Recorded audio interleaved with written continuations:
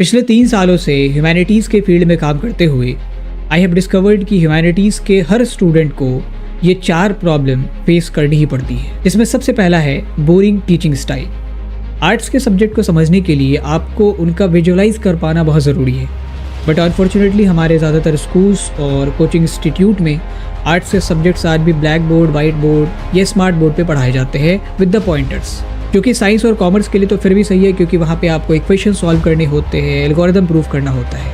Arts में भी economics में ये तरीका आप यूज़ कर सकते हैं, but not for history, political science and philosophy, जहाँ पे आपको थ्योरी समझनी है, कॉन्सेप्ट समझना है, स्टोरी समझनी है।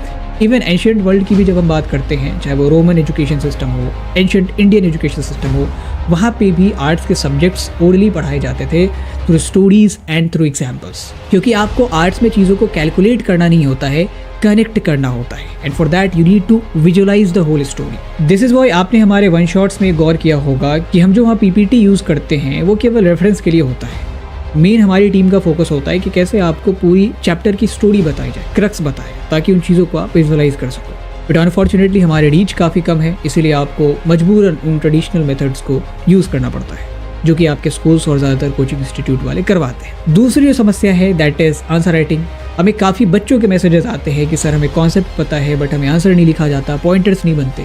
आंसर राइटिंग में दिक्कत होने की बेसिकली 2 वजह हो सकती है। पहला रीज़न मेमोराइजेशन।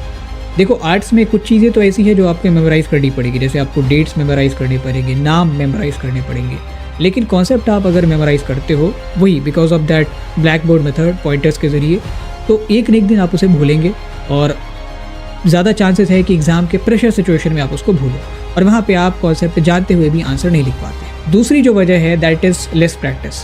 देखो, कॉन्सेप्ट को समझना और उसे अपने आंसर्स में एक्सप्रेस करना दोनों 2 चीज़ें हैं। मुझे आज भी याद है जब मैं अपने कॉलेज की डिबेट सोसाइटी से जुड़ा था, तो हमारे सीनियर ने ओरिएंटेशन के वक्त बताया था कि किसी इवेंट को या किसी कॉन्सेप्ट को समझना और उसे डिबेट में व्यक्त करना दोनों डिफरेंट स्किल सेट है और दोनों की आपको प्रैक्टिस होनी ज़रूरी है अगर आप एक अच्छे डिबेटर या ओरेटर बनना चाहते हैं। तो this is same for answer writing. अगर आपको केवल कॉन्सेप्ट पता है, आपने इसको लिखने की प्रैक्टिस नहीं की है, you are likely to suffer in answer writing. और आंसर राइटिंग एक ऐसी स्किल है जिसकी ज़रूरत आपको बोर्ड्स में ही नहीं, उसके बियॉन्ड भी पड़ती है। जैसे आप में से बहुत सारे बच्चे हो सकता है सिविल सर्विसेज के एग्जामिनेशन को लिखेंगे, वहाँ पे आपको सब्जेक्टिव पेपर अटेम्प्ट करना होता है और इसी आंसर राइटिंग स्किल का टेस्ट होता है, और अनफॉर्चुनेटली ये हमें कोई नहीं सिखाता। तीसरी जो समस्या है दैट इज़ टेक्निकल सब्जेक्ट। आप में से कई सारे बच्चे इकोनॉमिक्स लेंगे और जब वो ग्राफ्स देखते हैं, न्यूमेरिकल्स देखते हैं, घबरा जाते हैं, क्योंकि बहुत सारे बच्चे तो मैथमेटिक्स और फिजिक्स के डर से आर्ट्स में जाते हैं। और अब जब CUET आ गया है तो GT भी उसमें पढ़ना पड़ता है, BHU या हैदराबाद जैसे यूनिवर्सिटी में जाने के लिए। वहाँ पे ये और डर आता है उन्हें, क्योंकि GT में क्वांट्स, रीजनिंग वगैरह है। तो जो टेक्निकल सब्जेक्ट से डर है, ये एक बहुत बड़ी प्रॉब्लम है। हालांकि दे आर डूएबल, उसको किया जा सकता है विद प्रॉपर गाइडेंस। और इसी से जुड़ी हुई हमारी चौथी समस्या है, जो कि मुझे ऐसा लगता है इस चारों समस्याओं में सबसे ज़्यादा बड़ी है, that is the lack of mentorship. Science और कॉमर्स की तरह आर्ट्स में कोई सिस्टमैटिक कल्चर नहीं है। जैसे साइंस और कॉमर्स के बच्चों के पास 4-5 सालों का एक प्लान होता है कि उन्हें क्या करना है। ये चीज़ आप आर्ट्स के बच्चों में नहीं देखेंगे। बहुत बच्चे तो करियर ऑप्शंस को लेकर कंफ्यूज होते हैं कि भाई करियर ऑप्शंस है क्या apart from UPSC and government exams. और जो कुछ UPSC वाले बच्चे हैं उन्हें ये क्लैरिटी नहीं होती कि हाउ टू गेट देयर और ग्रेजुएशन में हमें क्या करना है। और ये सब इसलिए क्योंकि इस आर्ट्स और ह्यूमैनिटीज़ के डोमेन में प्रॉपर मेंटोरशिप का अभाव है। So these are the 4 major problems in humanities domain, और मुझे लगता है कि आप में से सब ने इसमें से किसी न किसी प्रॉब्लम को तो फेस किया ही होगा। So please let me know in the comment box कि आपने इसमें से किन प्रॉब्लम्स को फेस किया है throughout your arts journey. अब बात कर लेते हैं सॉल्यूशन के ऊपर। So to solve this problem forever we have launched this alpha batch for you, जिसमें आपको मिलते हैं इन सारे सब्जेक्ट्स के लाइव क्लासेस, जिसमें हम स्टोरीज के जरिए आपको चैप्टर बताते हैं ताकि आपको कम से कम चीजें मेमोराइज करनी पड़े। You can also check out the demo videos from our course section. इसके अलावा आपको मिलते हैं 400 से भी ज्यादा रिकॉर्डेड लेक्चर्स, ताकि आप अपने पेस पे भी अगर सिलेबस खत्म करना चाहे तो कर सकते हैं। फिर आपको हर क्लास के बाद मिलते हैं DPPs, जो कि सब्जेक्टिव में भी होते हैं और ऑब्जेक्टिव में भी होते हैं, because objective is necessary for boards as well as for CUET, और इनका स्टैंडर्ड भी CUET के लेवल का होता है, तो आपकी बोर्ड्स के साथ साथ CUET की भी तैयारी होती रहती है। DPPs के बाद अपने प्रोग्रेस को चेक करने के लिए हम लोग कंडक्ट करवाते हैं बाई वीकली टेस्ट, जो कि ऑलमोस्ट हर 1-2 हफ्ते पे एक बार होता है, जिसकी कॉपीज बाकायदा आपको चेक करके मिलती है विद द फीडबैक्स, ताकि आप अपने आंसर राइटिंग को इम्प्रूव कर सको। आंसर राइटिंग को इम्प्रूव करवाने के लिए बाकायदा हम लोग अलग से आंसर राइटिंग सेशंस भी कंडक्ट करवाते हैं, जिसमें आंसर राइटिंग की बारीकियों के ऊपर, टेक्निक्स के ऊपर बातचीत होती है कि इंट्रो कैसे लिखना है, पॉइंटर्स कैसे फ्रेम करते हैं, हेडिंग्स कैसे बनाते हैं, फ्लो चार्ट कैसे बनाते हैं, एवरीथिंग। इसके अलावा आपको मिलते हैं रेगुलर MCQ सेशन, जो कि कई बच्चों की दिक्कत होती है कि हमें MCQ सॉल्व नहीं किए जाते for those students. And then you get some special mentorship sessions as perks, जिसमें हम करियर की बात करते हैं, कैसे हमारा अप्रोच रहना चाहिए CUT को लेके, कैसे हमारा अप्रोच रहना चाहिए डिफरेंट सब्जेक्ट को लेके, सोशियोलॉजी का जो हाइप क्रिएट है, इन सब के ऊपर हमने ऑलरेडी निंजा बैच में भी मेंटोरशिप सेशंस लिए हुए हैं, कैसे आप डिफरेंट एग्जाम्स को बैलेंस करके तैयारी कर सकते हैं, because you need proper guidance, जिसकी बात हमने की है, and we try to provide you that, ताकि आप अपने आप को इस पूरी जर्नी के दौरान अकेला ना महसूस करो, हम हमेशा आपके साथ हैं। And as you all know कि हमने निंजा बैच जून में लॉन्च किया था, काफ़ी सीक्रेट रखा ताकि हम लोग खुद पहले से एग्जीक्यूट करके देखना चाहते थे। अल्टीमेटली इट वॉज सक्सेसफुल, क्योंकि हमें इससे काफ़ी सेटिस्फैक्टरी रिजल्ट मिले हैं। तो इस बैच में हमने निंजा बैच से 2 स्टेप आगे जाते हुए इंग्लिश और GT को भी इंक्लूड किया है, जो कि काफ़ी बच्चों का सरदर्द होता है। इंग्लिश में आपको लिटरेचर और CUT के लिए जो भी चीज़ें ज़रूरी है वो सब पढ़ाई जाएंगी, लाइव क्लासेस भी होंगे, रिकॉर्डिंग्स भी होगी। सेम गोज विद GT में भी जो 3 एलिमेंट है, क्वांट्स, रीजनिंग और GK GS, इन तीनों को पढ़ाया जाएगा। और GT की कमान हमने खुद अपने हाथों में ली है, क्योंकि हम लोग उन्हीं यूनिवर्सिटी से पढ़े हुए हैं जहाँ पे आप जाना चाहते हैं, उन्हीं एग्जाम्स को क्रैक किया जिनको आगे आप क्रैक करेंगे। So we feel we are competent enough to teach you GT, ताकि आप बिना किसी टेंशन के GT ऐसे सब्जेक्ट के फियर को ओवरकम कर सको।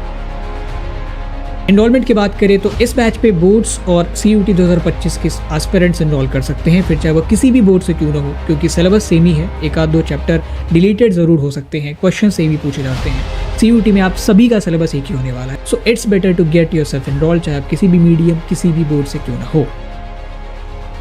कोर्स की अगर बात करें तो that will be completely online, आपको कहीं आने की ज़रूरत नहीं है। लाइव क्लासेस डेली होंगे हमारे ऐप और वेबसाइट दोनों पे। इवन iOS यूज़र भी इसको एक्सेस कर सकते हैं। कैसे करना है ये इस नंबर पे आप पता कर सकते हैं अगर आप iOS यूज़र हैं तो। और इन केस अगर आपने लाइव क्लासेस मिस किए हैं तो आपको रिकॉर्डिंग्स मिल जाती है, इसके अलावा आपको DPPs मिल जाते हैं, और इवन हर टाइप के कंटेंट के लिए अपना फोल्डर बना हुआ है। DPPs के लिए अपना फोल्डर है, नोट्स के लिए अपना फोल्डर है, स्पेशल सेशंस के लिए अपना फोल्डर है, लेक्चर्स के लिए अपना फोल्डर है, टेस्ट के लिए अपना फोल्डर है। एंड हमने स्टूडेंट के सुविधा के लिए अलग अलग बंडल भी बनाए, जैसे किसी को अगर इंडिविजुअली केवल पॉलिटिकल साइंस का कोर्स चाहिए तो वो भी ले सकते हैं, बट किसी के पास अगर 2-3 सब्जेक्ट है और साथ में GT इंग्लिश उनको लेना है तो उनके लिए भी 2 बंडल्स हमने बनाए हैं, अल्फा ऑल इन वन करके और अल्फा OG करके। सो आई वुड सजेस्ट यू कि आप एक एक करके सारे बंडल्स और इंडिविजुअल कोर्स को ज़रूर देखें।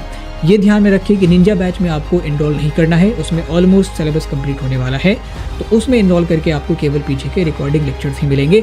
लाइव सेशन सब कम होंगे, लेक्चर के तो एटलीस्ट कम होंगे। Now coming to the process of enrolment. अगर आप वेबसाइट के जरिए इनरोल कर रहे हैं तो आपको पहले अपना डिटेल भरना होगा, जिस भी बैच में आप इनरोल करना चाहते हैं। उसके बाद आप पेमेंट करेंगे and you will be enrolled, और जैसे आप इनरोल होते हैं वैसे ही उस कोर्स का एक्सेस आपको मिल जाता है। There is no manual intervention, automatic मिलेगा। ऐप में अगर बात करें, ऐप में ऑलरेडी आपने लॉगिन साइन अप किया है, वहाँ पे भी जाके आप कोर्स पे क्लिक करके परचेज कर सकते हैं, और जैसे ही आप परचेज करेंगे, पेमेंट करेंगे, ऑटोमेटिकली आपको उस कोर्स का एक्सेस मिल जाता है। अगर फिर भी कोई टेक्निकल ग्लिच आती है पेमेंट करने में, कोर्स को एक्सेस करने में, आप कभी भी इस नंबर पे व्हाट्सएप या कॉल कर सकते हैं। We will be there for you 24/7। और जो हमारे निंजा बैच के बच्चे अभी तक वीडियो देख रहे हैं, आपको अल्फा कोर्स में इनरोल करने की कोई ज़रूरत नहीं है, लेकिन अगर आप इंग्लिश या GT के कोर्स में इनरोल करना चाहते हैं फॉर CUT, चूँकि वो निंजा बैच में नहीं था, तो आप कर सकते हैं। उसके लिए मैं रिकमेंड करूंगा कि आप एक बार डेमो वीडियोस देख लें, उसके बाद ही इसमें इनरोल करें।